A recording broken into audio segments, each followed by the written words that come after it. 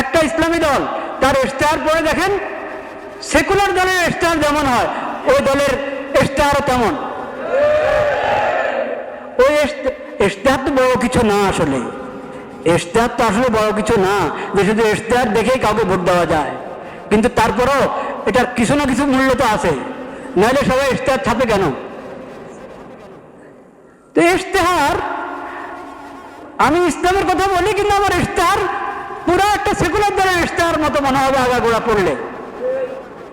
এই জন্য আমি বলছি শুধু ইসলামের নাম, এই কারণে চোখ বন্ধ করে ভোট দিবেন না।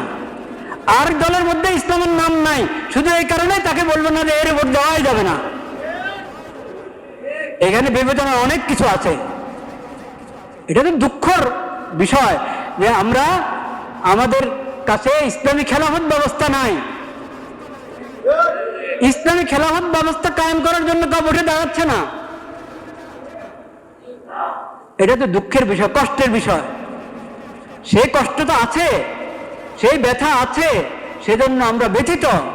কিন্তু এখন যারা যারা এই মানবিক দেশ, নিরাপদ দেশ এবং মানবিক দেশ গড়ার জন্য যাচ্ছে, তারা মানবতা কি দিয়ে করবে, প্রতিষ্ঠা করবে? নিরাপত্তা কি দিয়ে বাস্তবায়ন করবে? মানবিক দেশ কিভাবে?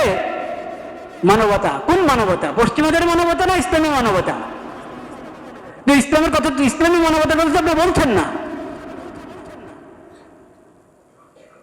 ইসলামী মানবতার কথা বলছেন না। যে মানবতা ইসলাম এবং কোরআনের মাধ্যমে পাওয়া যায়, নবীদের সিরাতের মাধ্যমে পাওয়া যায়, সেটা তো আপনি বলছেন না।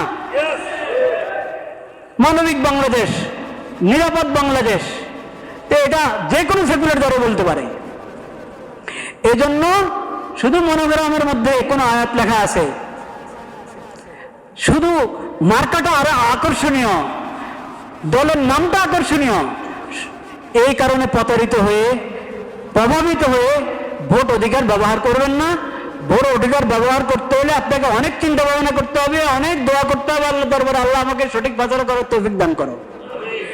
আর বিশেষভাবে আমি আগেও বলেছি এই দোয়া করেন, এবং এখনো বলছি দোয়া করেন। সেই দোয়া হলো, আল্লাহ যার অন্তরে আপনার ভয় নাই, যাদের অন্তরে আপনার ভয় নাই, আখিরাতের হিসাব দেওয়ার চিন্তা নাই, আপনার মাখলুকের প্রতি যাদের অন্তরে দয়া মায়া নাই, আল্লাহ তাদের হাতে দেশের ক্ষমতা দিয়েন না।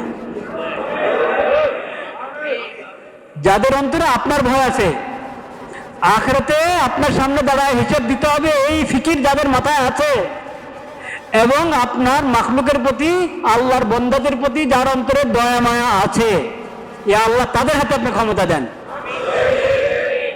এই দোয়া করতে কোনো সমস্যা আছে? কোন দলের নামে নিলাম না আমি, কারণ আমার আল্লাহ সবচেয়ে বেশি জানেন, বাস্তব কথা আল্লাহ জানেন কার হাতে ক্ষমতা গেলে তারা উম্মতের জন্য, আল্লাহর বন্দাদের জন্য, দেশের জন্য কল্যাণকামী হবে। এটা আল্লাহ সবচেয়ে কি জানেন, ভালো জানেন। আল্লাহর হাওলা করে দিলাম, আল্লাহ তাদের হাতে দেন যারা আখিরাতমুখী, আখিরাতের ফিকির আছে, আপনার ভয় আছে যাদের অন্তরে, আপনার মাখলুকের প্রতি যাদের অন্তরে দয়া মায়া আছে, তাদের হাতে ক্ষমতা দেন।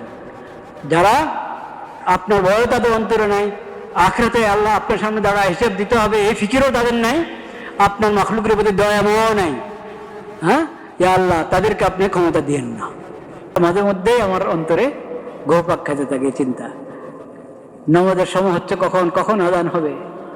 নবী করিম সাল্লাল্লাহু আলাইহি সাল্লাম বিলাল রাদিয়াল্লাহু তাআলা আনহু বলেছিলেন, আরিহনা বিহা ইয়া বিলাল, আরিহনা বিহা ইয়া বিলাল।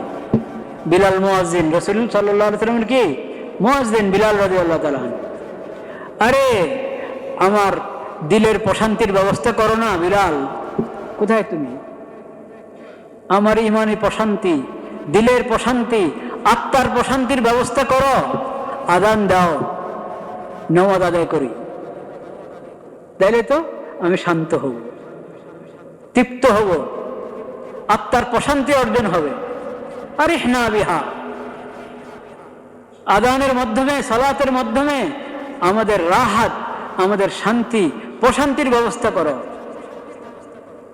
তো ফিকির আগে থেকে, কখন আযান হবে, কখন এই মধুর ধ্বনি আমি শুনব, তাওহীদের এই বাণী, সফলতার এই আহ্বান কখন শুনবো আমি?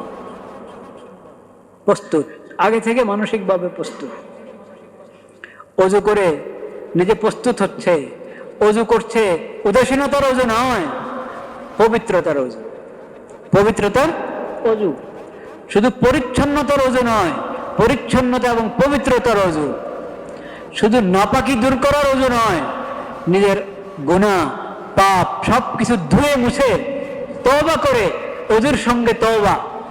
আল্লাহুম্মা জাআলনি মিনাত তাওয়াবিন ওয়া জাআলনি মিনাল মুতাতাহহিরিন। অজুর সঙ্গে তওবা, যাতে পরিচ্ছন্ন হয়ে যায়। ধোয়ার এমনি ধুলে তো পরিচ্ছন্ন হয়ে যায়। ওজুর নিয়তে অজু করলাম, তাহলে নাপাকিও দূর হয়ে গেল, অপবিত্র অবস্থাটা দূর হয়ে গেল, ময়লা দূর হলো, নাপাকি দূর হলো। নাপাকি লাগলে শরীরে কাপড়ে সেটা ধুলে পাক হয়ে যায়। ওজুর মাধ্যমে অপবিত্র অবস্থা, অজু ফরজ, গোসল ফরজ, অজু করে নিলাম, এখন অজুর কাজ শেষ। গোসল ফরজ হলে গোসল করে নিল, পবিত্র হয়ে গেল, শারীরিক অপবিত্রতা দূর হয়ে গেল। আরেকটা হলো নফসের অপবিত্রতা, দিলের অপবিত্রতা, চিন্তা চেতনার অপবিত্রতা, আখলাক এবং চরিত্রের অপবিত্রতা। এই অপবিত্রতাও দূর করো তওবার মাধ্যমে। কিসের মাধ্যমে? তওবার মাধ্যমে।